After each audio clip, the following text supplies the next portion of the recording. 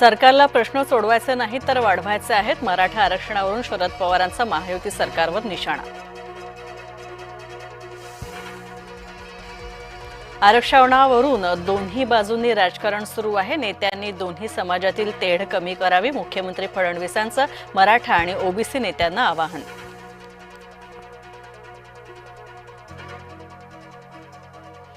OBC आरक्षणाला धक्का न लावता मराठ्यांना आरक्षण द्या. जितेंद्र आव्हाडांनी स्पष्ट केली पक्षाची भूमिका.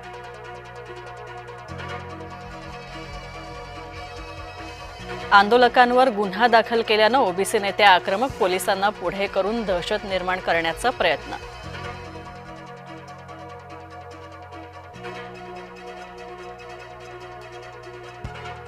हैदराबाद गॅझेटनुसार आरक्षणासाठी बंजारा समाजाचा एल्गार. नागपूरमध्ये 17 सप्टेंबरला बंजारा समाज धरणं आंदोलन करणार. बंजारा समाज आरक्षण कृती समितीच्या बैठकीत निर्णय.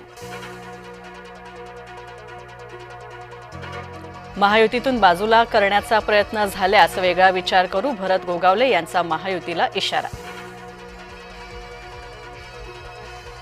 छातीवर गोळ्या झेलू पण महामार्ग होऊ देणार नाही.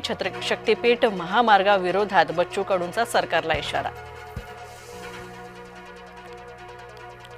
भारत पाक क्रिकेट सामन्यावरून ठाकरे गट आक्रमक. राज्यभरात माझं कुंकू माझा देश आंदोलन. टीम इंडियाला पाकिस्तानसोबत मॅच खेळण्यासाठी जय शहांनी क्रिकेटपटूंवर दबाव टाकला. संजय राऊतांचा आरोप. भारत पाकिस्तान सामना व्हायला नको होता. आसावरी जगदाळेची भारत पाकिस्तान मॅचवर प्रतिक्रिया. पहलगाम हल्ल्यात संतोष जगदाळेंची झाली होती हत्या.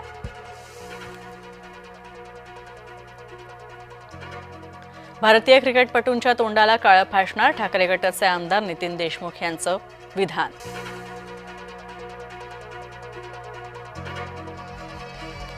नवी मुंबई विमानतळाला दिबा पाटलांचं नाव द्या. भिवंडी ते नवी मुंबईपर्यंत कार रॅलीचं आयोजन. खासदार सुरेश म्हात्रेंच्या नेतृत्वात रॅली.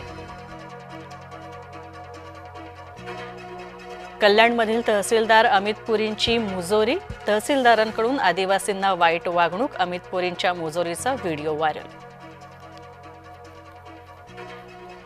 नवी मुंबईत हुल्लडबाज तरुणांचे जीव घेणे स्टंट. धावत्या कारमध्ये खिडकीवर बसून स्टंटबाजी. बेलापूरमधला व्हिडिओ व्हायरल. लोकलच्या दरवाजात उभं राहत लटकत माथे फिरोची स्टंटबाजी. महिलांच्या डब्याच्या बाहेर लटकत स्टंटबाजी. विरार ते दादर लोकलमधली घटना. भीषण पूरस्थितीमुळे पंजाबमधलं जनजीवन अक्षरशः विस्कळीत. जनजीवन सुरळीत करण्यासाठी मदतीचा ओघ सुरू. येवल्यात मुसलमान बांधवांचा पूरग्रस्तांसाठी मदतीचा हात. जीवनावश्यक वस्तूंच्या गाड्या येवल्यातनं पंजाबकडे रवाना. संभाजीनगर जिल्ह्यामध्ये मुसळधार पाऊस. पैठणमध्ये अनेकांच्या घरात शिरलं पाणी. शेताचंही मोठं नुकसान. हिंगोलीत ढगफुटी सदृश्य पाऊस. वसमत तालुक्यामध्ये अनेक गावांना पावसानं झोडपलं. शेताला तळ्याचं स्वरूप तर 4 फूट पाणी साचलं.